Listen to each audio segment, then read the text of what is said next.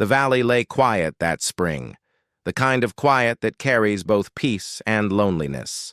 Grass bent and swayed in the wind, the river sang its steady tune, and a hawk circled high above as if keeping watch over the land. To the widow who lived on the edge of that valley, the silence had long since become a companion. She had grown used to its company, though there were days it pressed against her chest, reminding her she was alone in a world built for pairs and families. It was on one of those days that she first saw him. The giant cowboy rode in slow from the ridge, a dark figure against the wide sky. He was a man who seemed carved out of the earth itself, broad-shouldered, taller than most, with hands big enough to mend fences in one grip. His horse looked small beneath him, though it was a strong animal in its own right. Dust clung to his hat, and the sun caught the faint silver of scars along his jaw. He had the look of a man who had worked hard, fought harder, and learned to carry silence as if it were another tool at his belt. Word had reached her, even before she saw him, that a stranger had been spotted in the valley. Ranch hands at the trading post whispered about him, a man who had wandered far and carried more coin than most drifters. Some said he had left behind a fortune, others claimed he had no past worth speaking of. All agreed on one thing. There was something about his size, his calm, that drew attention. When his gaze fell on her for the first time, it was at the post itself. She had gone to trade eggs and wool, to gather flour and salt. Her basket felt heavy on her arm, but she kept her chin high. She had long since learned not to bow beneath the stares of men who saw her scars. The fire had taken part of her beauty, though not her pride. He stood near the counter, speaking low to the shopkeeper. His hat tipped back slightly, allowing his eyes to catch hers. They were not the eyes she expected, neither hard nor mocking, but steady, as if he had been waiting for something and suddenly recognized it. She did not know why it made her throat tighten, nor why she looked away so quickly. The cowboy said nothing at first. He watched her count out her coins, watched the way her hand lingered protectively near her basket, as if daring anyone to make her feel small. Something softened in his face, almost like respect. By the time she stepped outside, he was there, leaning against the post with his horse's reins in hand. "Ma'am," he said simply, the word carrying more weight than the casual greeting it was meant to be. His voice was low, steady, with a roughness that suggested both long rides and longer silences. She nodded once, polite but cautious. Widows learned quickly that attention was often a burden, yet as she passed him, she could not shake the strange calm his presence brought. The giant cowboy did not follow her that day, nor press for conversation. He merely watched her walk away, as though memorizing the shape of her steps, the way her hair caught the light. And though she told herself it was nothing, a stirring in her chest betrayed her. For the first time in years, she wondered what it would mean if silence were broken, if another voice lingered in the valley besides her own. The widow's cabin stood on a rise above the river bend, weathered wood patched with care, each nail and beam a testament to her grit. She had built much of it with her own hands after the fire that took her first home, and with it, her husband. What little help the neighbors offered she accepted, but she never allowed herself to lean too heavily on anyone. Pride, or perhaps survival, had carved her into someone who relied only on her own strength. Each day began before dawn. She lit the fire, milked the goat, fed the chickens, and hauled water from the well. The work never seemed to end, yet she preferred its endless rhythm. It gave her no time to dwell on the emptiness that shadowed her bed at night. Loneliness was easier to bear when her body was too tired to argue with her mind. Her scars, both, seen and unseen, were part of her armor. One long streak ran down the side of her neck, pink and puckered from the fire's kiss. At first, she had hidden it beneath scarves, ashamed of how it twisted what had once been smooth skin. But time and necessity taught her that scars were no different from calluses, proof that she had endured what others could not. When townsfolk stared, she stared back. When men whispered, she let them. She had no need for their approval. And yet, beneath her hard shell lived a heart that remembered softness. Sometimes, in the quiet of evening, she would pause at the window to watch the sunset over the valley. The colors painted the sky in gold and crimson, and she would ache, not for her lost husband, not even for companionship, but for the sound of laughter. The cabin was too still. No child's giggle, no partner's voice, only the creak of wood and the howl of coyotes in the distance. It was this mixture of strength and hidden yearning that the giant cowboy saw when their paths crossed again. He had ridden by her land, offering to mend a broken section of fence where wolves had pressed close. She thanked him, though her tone carried the edge of someone unaccustomed to help. "I can manage," she told him, lifting the hammer with a hand that trembled only slightly. "I've no doubt you can," he replied, his deep voice steady. "But it's faster with two." For a long moment, she studied him. Most men either dismissed her or treated her like fragile glass. But this one, this giant of a cowboy, spoke to her as if she were his equal. Not less, not more. Simply someone worth working alongside. Against her better judgment, she allowed him to help. As they worked, she noticed things. The gentleness with which he handled the boards. The way his eyes flicked often toward her, not in pity, but in a quiet sort of admiration. She did not know what to make of it. Admiration was a thing she had buried years ago, something she believed would never again be directed at her. That night, alone in her cabin, she caught herself remembering the sound of his voice, the calmness of his presence. She scolded herself for the foolishness. Men came and went, and promises were easily broken. She had no need for dreams. But still, the memory lingered. And though she locked the door tight against the night, she could not lock away the thought that perhaps, just perhaps, her strength was not meant to keep everyone out. Spring brought longer days and a softness in the air, the kind that teased the heart into believing life could begin again. The widow's land, once harsh and barren after winter, bloomed with wildflowers along the fence lines. Calves stumbled clumsily after their mothers, and the river shimmered as though painted with silver. It was during one of these evenings, when the sun stretched low and gold across the horizon, that the giant cowboy spoke words she never expected. They had worked side by side for weeks by then. What began as his help with the fence had turned into regular visits, mending, hauling, plowing when her back grew tired. He never asked for payment. When she pressed, he only shrugged, saying, "Work's easier when a man's got good company." She tried not to think too much on his presence. Still, his shadow became familiar against the cabin walls. His laughter, low and rare but warm, began to feel like it belonged in her days. He was not a man of many words, but his silence was never heavy. Instead, it carried a strange comfort, as though in his quietness there was a promise she didn't yet understand. That evening, they sat outside after the chores were done. The sky blazed orange, and crickets began their chorus in the grass. He leaned against the fence post, hat tilted back, while she sat on the porch, mending a tear in her apron. For a while, only the wind spoke between them. Then, out of nowhere, he said it. "I've been thinking," he began slowly, his voice carrying that unhurried steadiness she had come to know, "about what a man leaves behind. A ranch can't stand on its own. Land's just land, unless it's filled with family." She glanced up, needle paused in midair. He was looking at her, not as most men looked, not with hunger or pity, but with the weight of sincerity. He continued, "I've always wanted a house full of life. Boys to ride the range, maybe a daughter or two to keep us honest. 10 sons.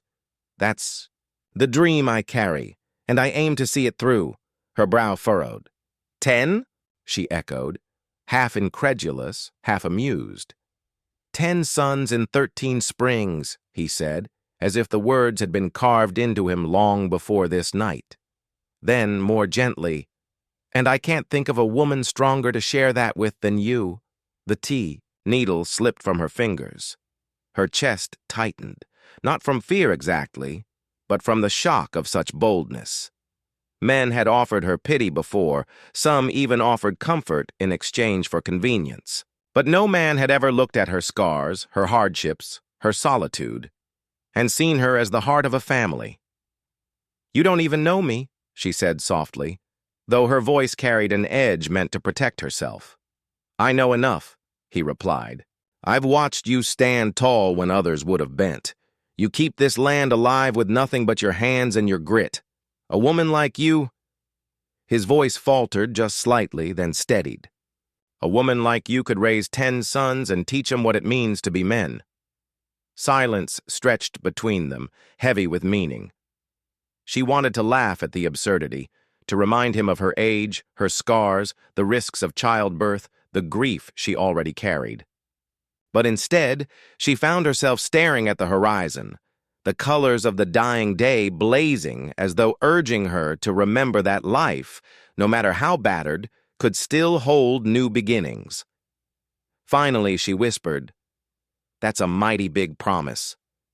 The giant cowboy tipped his hat and met her gaze, unwavering. "Then let it be a promise I make to you. 10 suns in 13 springs, and a life where you'll never stand alone again." Her heart ached with both fear and hope. She said nothing more that night, but as the stars began to prick the sky, she knew his words had lodged deep within her, seeds of a future she hadn't dared to imagine. For days after his bold declaration, her mind spun like a wheel stuck in rutted earth. 10 suns in 13 springs. It sounded ridiculous, reckless even. A dream fit for a young bride, not a widow hardened by fire and loss. And yet, each time she tried to dismiss his words, they returned to her like an echo that refused to fade. She kept her distance at first, wary of his persistence. But the cowboy was patient. He did not press her with flowers or sweet talk. Instead, he came when work needed doing, splitting wood, hauling water, repairing the roof before the spring rains set in. Always he spoke plainly, offering his help, without condition, never demanding more than she could give. One evening, she confronted him. The air was sharp with the smell of fresh rain, the sky streaked with violet shadows as the sun dipped low. She found him stacking hay in her barn, his massive frame filling the space as easily as the bales he lifted. "You speak of promises as if they're chores you can tick off," she said, her voice trembling more from nerves than anger. 10 suns in 13 springs. Do you even understand what you're asking? He set the bale down gently, turned, and faced her. His expression carried no arrogance, only that steady calm she'd come to associate with him.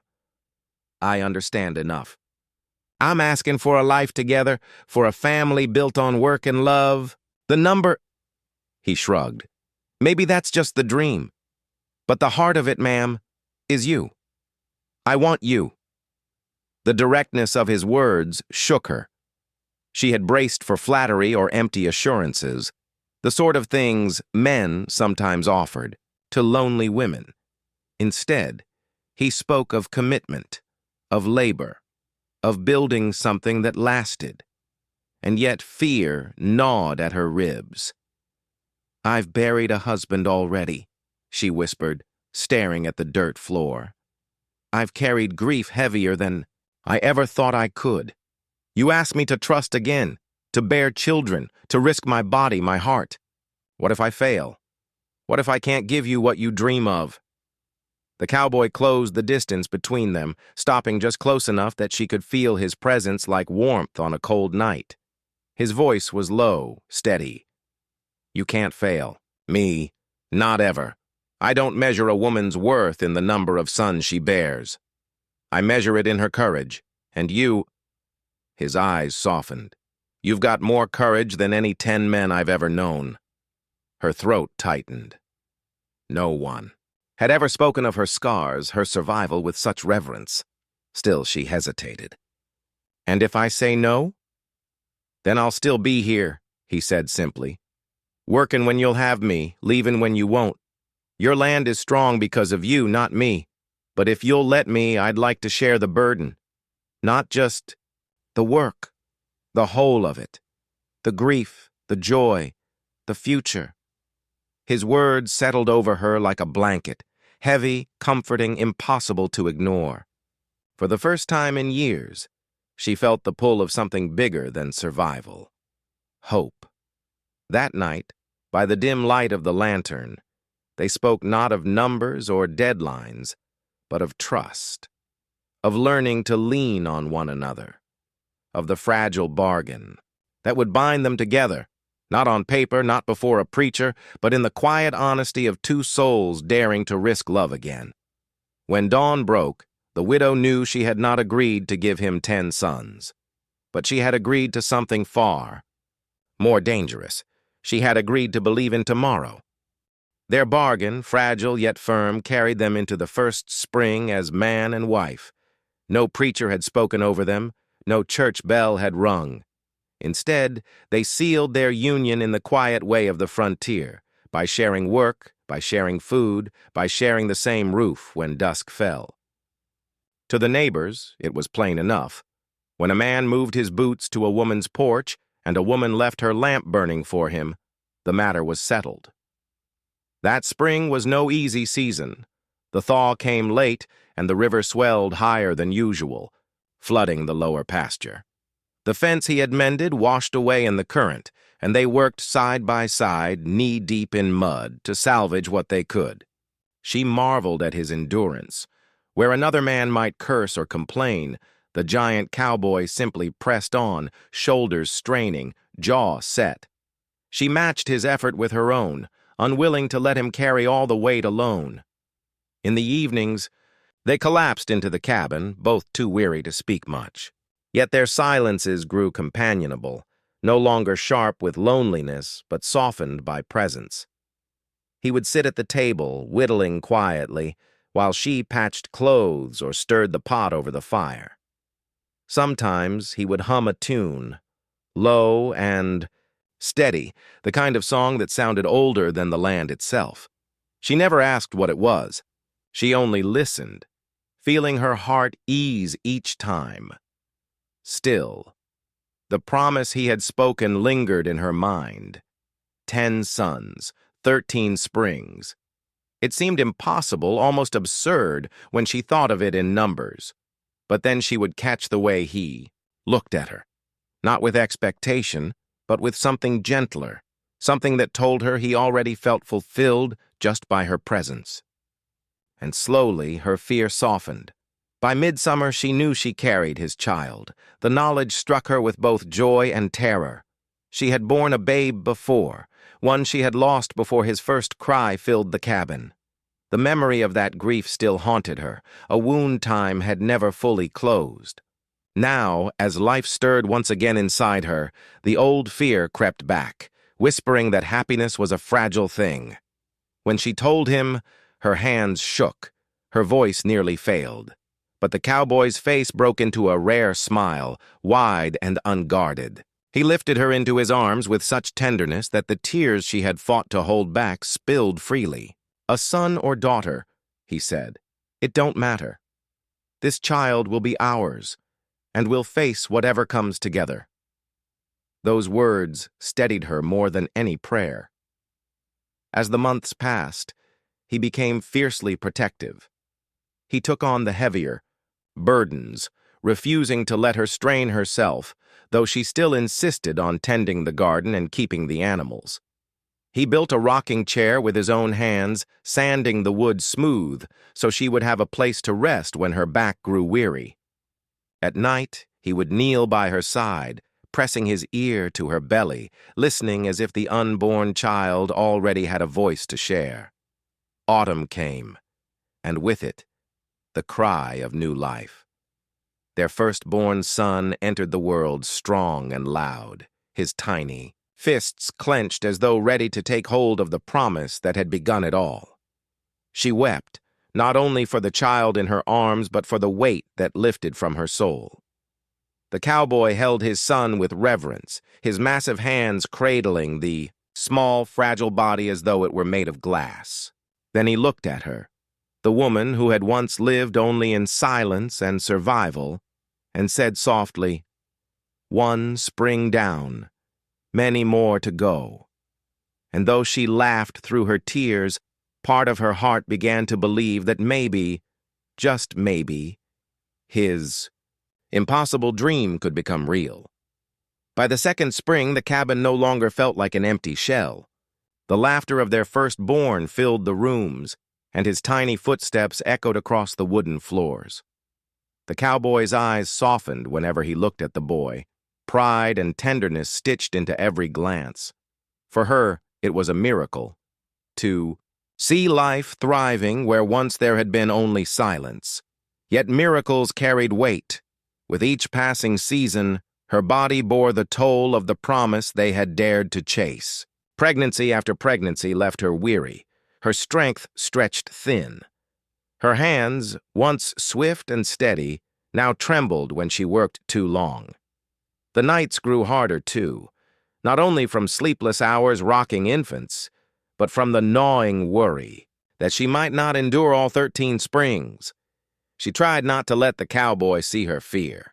He was a man who dreamed boldly, and she did not want to dampen the fire in his spirit. But he noticed, as he always did. "You're tired," he said. One evening, taking the basket of laundry from her arms, she tried to smile. "A woman's work doesn't end, no matter how many sons she bears." He set the basket down firmly. "A woman's work ain't to break herself in half. We're in this together." His words soothed her, but only for a while. The truth was that the weight was more than physical. The dream of 10 sons in 13 springs loomed over her like a shadow. Each time she cradled a newborn, joy swelled in her chest. But so did dread. Could she truly give him all that he hoped for? What if her body failed? What if her heart gave out long before the 13th spring? By the 5th year, their home was filled with 3 boys and a girl who had her father's eyes. The cabin rang with shouts, laughter, and sometimes tears. She loved them fiercely, yet exhaustion clung to her bones like a second skin. One night, after the children were asleep, she sat by the fire with her mending in hand. The cowboy joined her, resting his large frame into the rocking chair he had built. He watched her for a long moment before speaking. "You're carrying more than you should," he said softly. She set down her work and sighed. "I worry, that's all, about what I can give, about what I can't." He leaned forward, resting his elbows on his knees. His voice was steady but tender. "When I spoke of 10 sons, I wasn't laying a burden on you. I was speaking a dream I'd carried since I was a boy. But dreams change. What matters is this." He gestured toward the bedrooms where their children slept. "You and them. That's enough to fill any man's life with riches." Her eyes stung with tears. She wanted to believe him, yet the fear of failing him gnawed at her. Still, his words carved a small space of relief in her heart. Seasons rolled on, each bringing both joy and trial. A drought came one summer, burning the grass to dust and leaving the cattle gaunt. She worked beside him in the fields, her skirt caked in dirt, her body aching with another child on the way. At times, she thought she would collapse. But each time she faltered, his hand was there, steadying her. And though the weight of dreams pressed heavily on her shoulders, she found that love, steady, stubborn, unyielding, was what kept her moving forward. Not the promise of 10 sons, but the man who believed in her strength even when she doubted it herself. By the 7th spring, Their family had grown into a bustling clan of boys with dusty boots and grass-stained knees, and two little girls who followed their brothers as if the world itself was their playground. The cabin had been expanded with his strong hands and her persistence. Each new room a testament to the life they were building. Laughter carried across the fields now, echoing where once there had been only silence. But the land, generous one season, could turn merciless the next. That summer the rains never came. The earth cracked, and the grass turned brittle beneath the sun's relentless glare. Cattle bawled at dry water holes, and the crops withered before they could take root. Each day the cowboy rode farther in search of grazing land, coming back, with his shoulders heavier than before. The widow-turned-mother tried to hold the homestead together. She rationed food, stretched flour into bread with herbs and roots, and taught the children to make do with less. But she saw the worry in her husband's eyes when he thought she wasn't looking.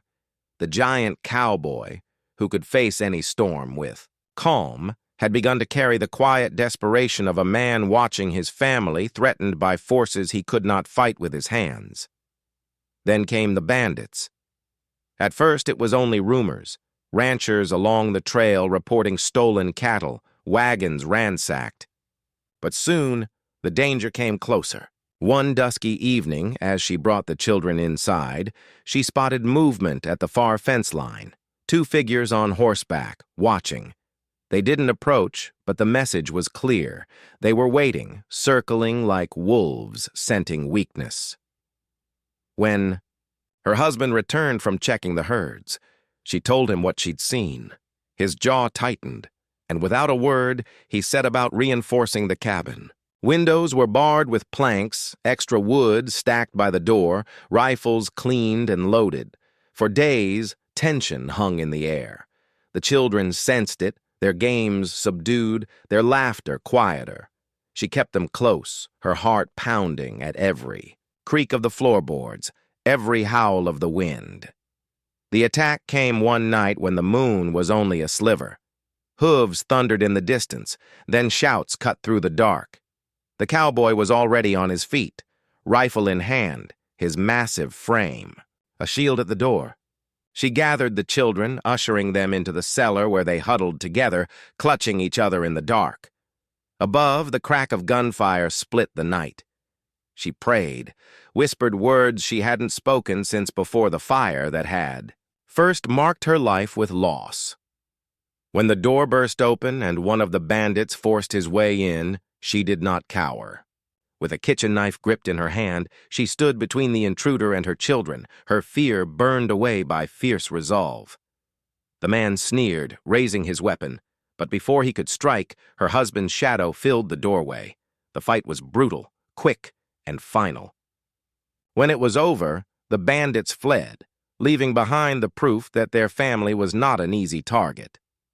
Later, as dawn bled over the horizon, she found him sitting on the porch steps, bloodied but alive, rifle across his knees. She sank down beside him, her body trembling now that the danger had passed. "You shouldn't have faced them alone," she whispered. He turned to her, his eyes tired but burning with conviction. "I didn't.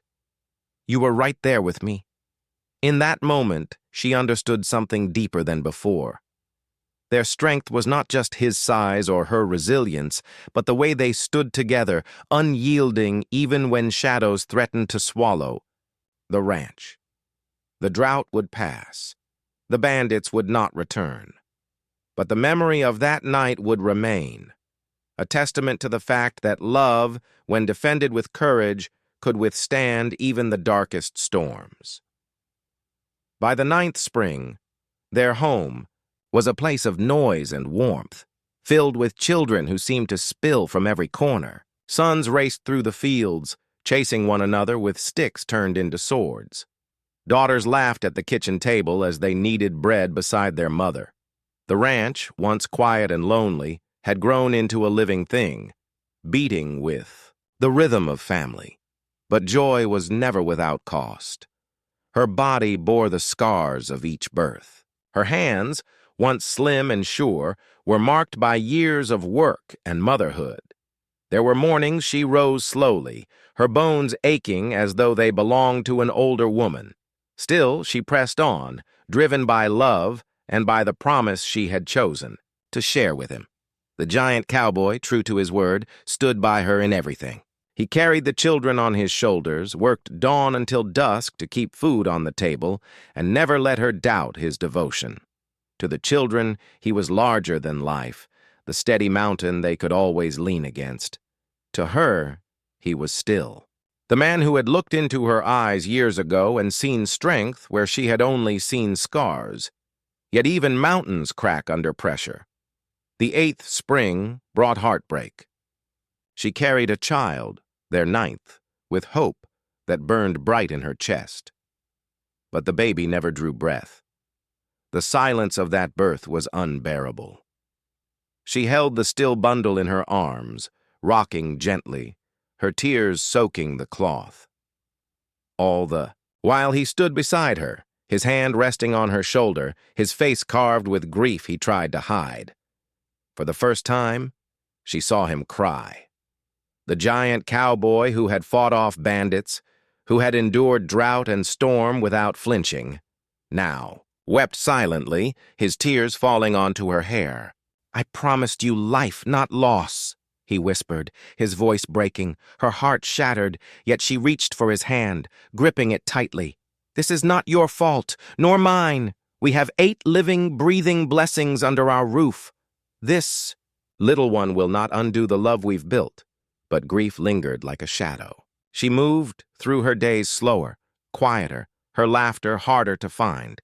The children noticed. So did he. One night he brought her outside beneath the stars. "Look up," he said, pointing to the sky. "See that?" She followed his gaze. The heavens stretched wide, glittering with countless lights. "Every one of those stars," he murmured, "is a life. Some burn long, some fall fast. But none of them vanish, not really. That child of ours, he's up there now, shining still." The words didn't erase her pain, but they carved a space for healing. She leaned against him, and for a long time they stood in silence, bound not just by their shared dream, but by their shared sorrow. By the 9th spring, another son was born, strong, healthy, his cry filling the cabin like a trumpet of victory. Their grief softened into gratitude, though the memory of their loss never faded. The cowboy no longer spoke so often of numbers.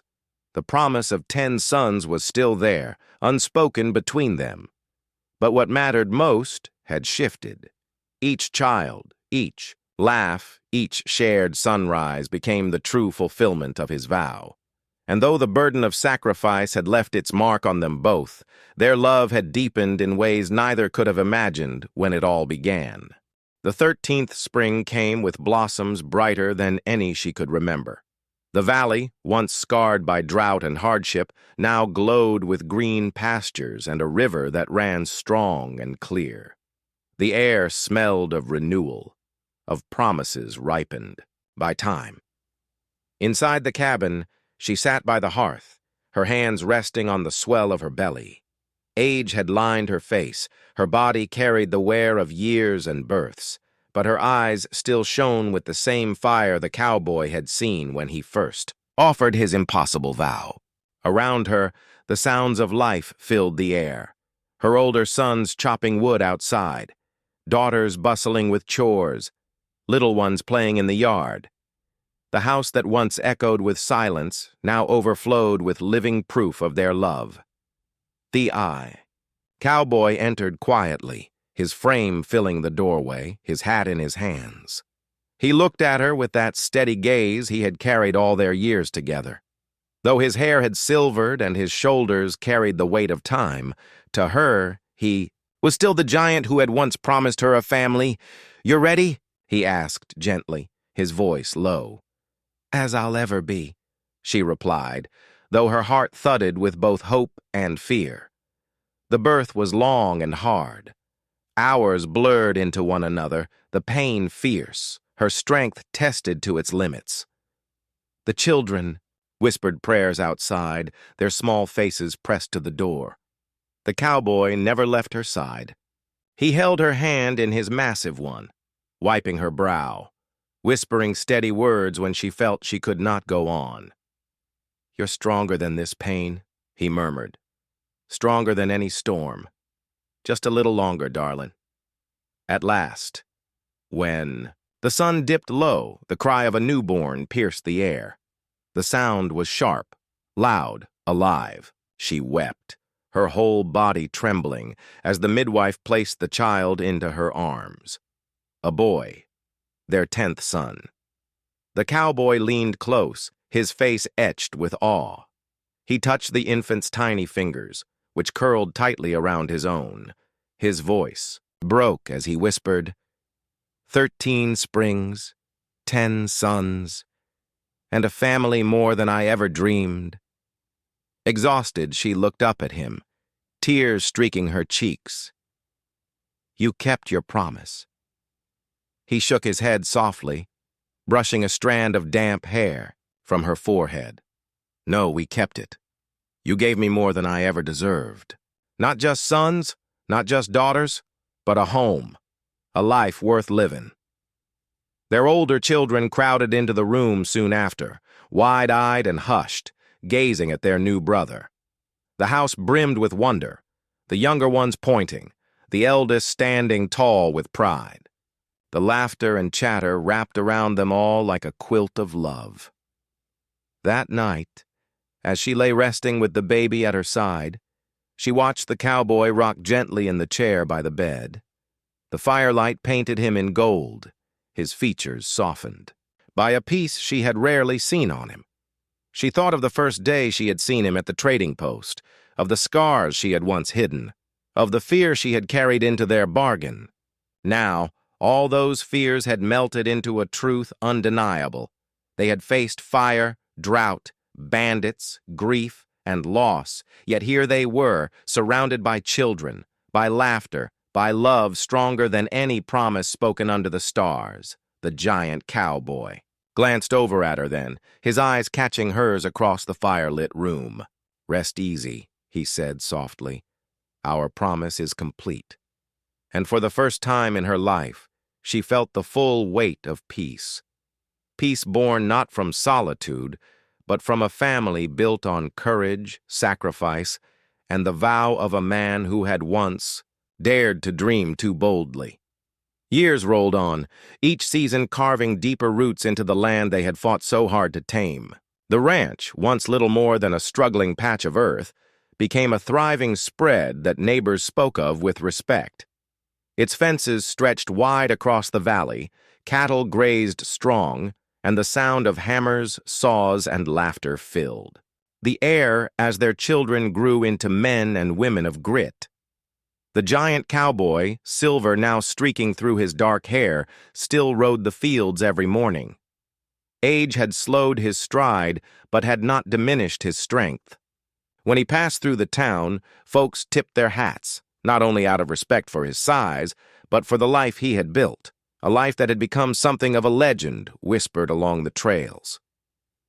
Beside him, the woman who had once lived in silence now carried herself as the matriarch of a dynasty. Her scars, once something she feared others would stare at, had become part of the story others admired. Younger wives came to her for advice, daughters-in-law sought her wisdom, and even hardened men listened when she spoke. She had endured, she had given, and she had loved fiercely, and her strength was the spine of their legacy. Their sons grew tall, strong like their father, yet each with his mother's quiet determination. One became a rancher on neighboring land, another a skilled blacksmith. Some took to cattle driving, others to farming, and one even rode east to study law. Each carried a piece of the promise, though none were pressed to bear the burden of numbers. They were free to chase their own paths, rooted in the knowledge that they came from a home built on unshakable love. Their daughters, too, carved their places. One married a rancher's son and raised a family nearby.